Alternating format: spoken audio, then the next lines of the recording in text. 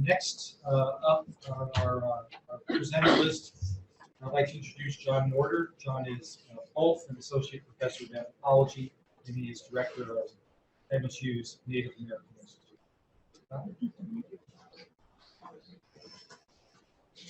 I want to thank Rich for the invitation to talk to everybody this morning. I'm sort of the odd person out to a certain extent since the Native American Institute doesn't focus specifically on food issues, and so we're actually kind of recent comers to the topic in general. But it is an important topic in Indian country, who is who we serve. And when I talk about Indian country, I'm talking about American Indian in particular. In today's world, when we talk about Indians, most people now, ask the question, are we talking about American Indians or are we talking about people from India? In my vernacular, with people I work with, we still use the term Indian to refer to ourselves very often, but Native Americans also refer to American Indian. And if you know a tribal name like Anishinaabe, Odawa, Potawatomi, which are three fires in Michigan, those are the terms that we usually like to be prefer to be named by. So in regards to my talk today,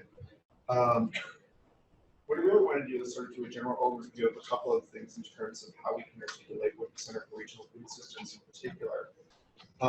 The overall mission of the Institute is to really utilize and tap into the resources that MSU offers to address issues and challenges amongst community, tribal partners, and Native organizations. And I want to make a distinction between tribal partners and Native organizations because they do, as I'll talk about in a few minutes, represent two different demographics that are part of Indian country today. One of the things to kind of reflect upon initially is this idea of the relationship that American Indian people have with food historically. This is not a surprising story in some senses because when you live in communities that have high poverty, you know that access to quality foods is always an issue. However, with American Indians, we have this unusual circumstance called residential schools, and I'm going to ask for a show of hands, which is not going to show up well off camera. But how many people are familiar with American Indians and residential schools? Good, and I have something to talk about to the rest of you. The reason why I bring up residential schools as a topic and the issue in general and its importance is that the residential school system was really one of the key factors that helped to separate American Indians from their traditional foods. And what it did was it taught people about the four food groups, but not in the sense that you're familiar with. It taught them the white four food groups. And I'm not talking about skin color either. I'm talking about flour, I'm talking about sugar, I'm talking about lard, and I'm talking about milk. Those are the four food groups that they were exposed to in the residential schools. And this divorced them from ideas of what constituted healthy food. The other thing that you add into this equation is that when you were growing up in your residential school as a child, we're talking children as young as 4 years old, all the way up to teenagers, you have this long-term relationship with how food is presented to you. And food is presented to you in these regimented fashions. It's presented at breakfast, lunch, and dinner. And it's also presented to you in the way in which everything that's put in front of you, you have to eat. So regardless of what type of food, the quality of food, the nature of it, you're told that you have to eat all of it. So you have several generations of American Indians in the 20th century growing up with this idea that they must consume everything that's in front of them. So obviously this leads to a couple of key and common issues, which is that you have high degrees of obesity and high degrees of diabetes in American Indian communities. In fact, in a lot of American Indian communities, you have over 20% of the population suffering from diabetes, and in some communities, you have even higher rates of in excess of 50% of so I want to use that as sort of a starting point in terms of talking about this issue of tribal food systems.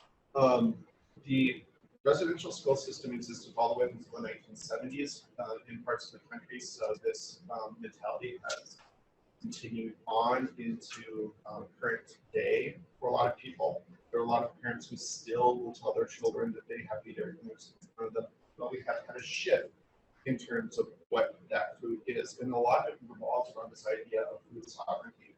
Food sovereignty is sort of a standard buzzword that people use today, especially in the academy. We see this term used a lot. We see it in justice and other areas as well. And so this has also become an important concept in tribes because tribes are inherently sovereign. And just to give you a sense,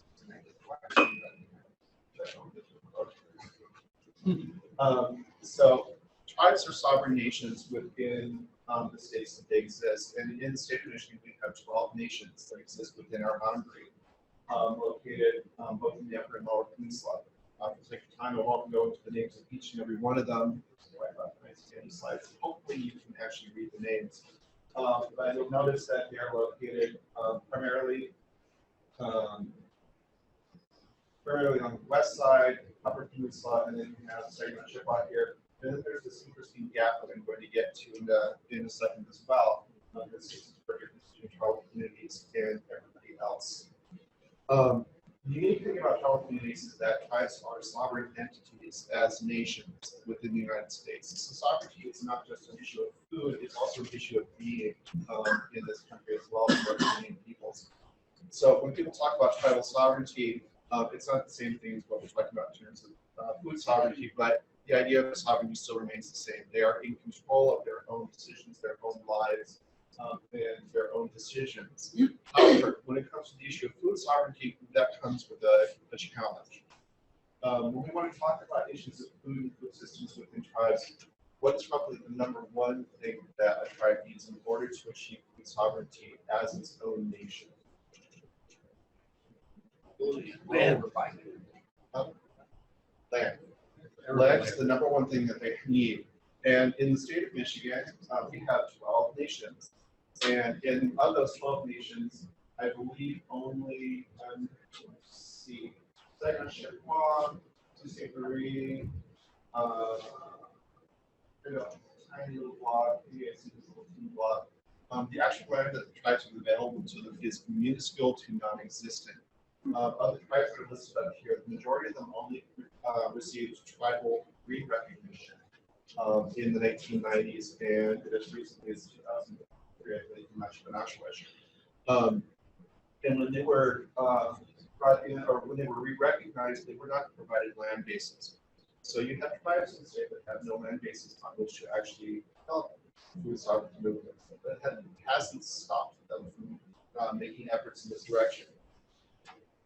So we have partnerships right now, and most importantly, with both Pig and Dam Potawatomi, who has managed to approve the purchase. They have to buy lands themselves. This is the same case for Little Traverse Bay, Grand Traverse Bay, Little River, Nashwish, Napasepi's been buying land. They have all been buying land in order to have a land base on which to actually develop these types of programs. That other tribes out in the West that do have actual reservation lands to be able to pursue.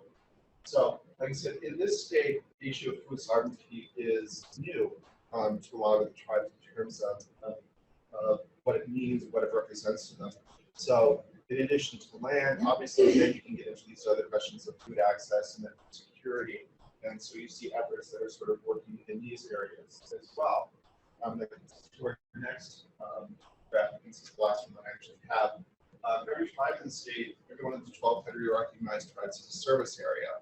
And this service area is defined by treaties and compacts and a variety of other things. And you can see that pretty much every county in the state, in the UP, and in this part of Lower Michigan is covered or has service areas within range of a reservation community. What you will also see is that there is an area where there is no coverage. And this area is also where the majority of American Indians of the state actually live, which is the Detroit area. And when I mean majority, I'm talking about 60% of the American Indian population that are reservation tribal members live in this area, and that includes the city of Lansing. When we talk about issues of food sovereignty, it is really an issue that's primarily focused on within tribal communities and their service areas. So the projects that we're looking at, particularly with my current partner with Pig and Dam, is looking at how they can actually take these lands that they have, which the tribe has managed to accumulate about 2,000 acres now. They were able to secure 166 acres of land just last week in the state of Indiana, which, for those of you who don't know, is actually significant because there are no native lands in Indiana that are actually federally recognized. but there are now. And one of the goals that the Pagan tribe has been pursuing economic independence through developing their own agricultural program. And we are working with them on developing this part of a larger food sovereignty effort. But while this is going on, you have this. Urban areas in Michigan and also around the country, but I want to focus on Detroit in particular, represent a huge challenge for American Indian peoples in terms of food sovereignty issues. There are organizations in the city of Detroit that are focusing on issues of food sovereignty. However, they are facing a lot of challenges. One of the things is and I want to kind of reflect back to Dave's comment or Dave's presentation, is he talked about neighborhoods, we talked about working with and kind of looking at these concentrations of Hispanics and African American communities. This is not the case for American Indians within an urban population. We do not have a neighborhood. We do not have a concentration of them in any one area. American Indians in urban areas live in very dispersed, they are dispersed across the entire area.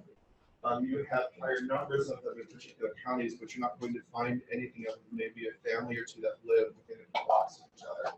Beyond that, you find them pretty much evenly across the area. To sort of wrap things up then, one of the other initiatives that we're working on that we're looking to find partners with at MSU is really how to look at addressing this issue of food access, food security, and food sovereignty for American Indians, not just in farmlands, but also in urban areas as well. So, decided to Rich and myself out, I was going to do a very quick overview of what's going on with the institute in the state of Michigan. That's what I've done.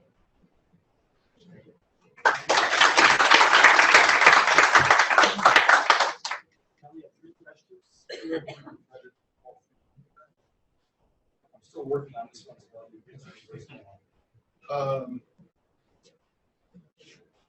Is it known why the gap in services in the Thumb and Detroit areas have they done any assessment in this region? Part of the reason why the gap exists is that there are no native lands there. Service areas are really located around where the reservations are located. So that's part of the issue. Another one is that there is a very limited pool of dollars that's available to actually distribute within a service area of a particular tribe. So tribes actually do try to make the effort to actually reach out to their tribal members. But the thing is, part of the way you get to the reservations is once again, primarily over here on the west side of the state. Detroit gets left out of the picture because distance is a factor in terms of delivering services. There are native organizations in the Detroit area, and there are 4 of them. 2 of them actually have food banks associated with them, but these are once again a blend of poor white foods and also healthy foods. It's not very even in terms of how it's distributed or the quality that's actually available. So I hope I answered that question here. In addition to food, what land use needs do tribal communities have? One of the other things in terms of food is people need lands because they want to actually bring communities back together. The majority of people who live or are members of tribal communities live off the reservation. So usually you're talking about 10% for some of these communities in terms of people who actually live on the reservations. Nottawasetee has 400-acre parcel located down here. And they have a community which has, I believe, 400 acres, and they have something like 80 tribal members who actually live on it. All of the actually employ 120 people in their tribal office. The majority of them live in Kalamazoo, Bell Creek area. So part of it is really to sort of bring the people back to the land. That's one of the important steps in terms of moving forward on these types of initiatives.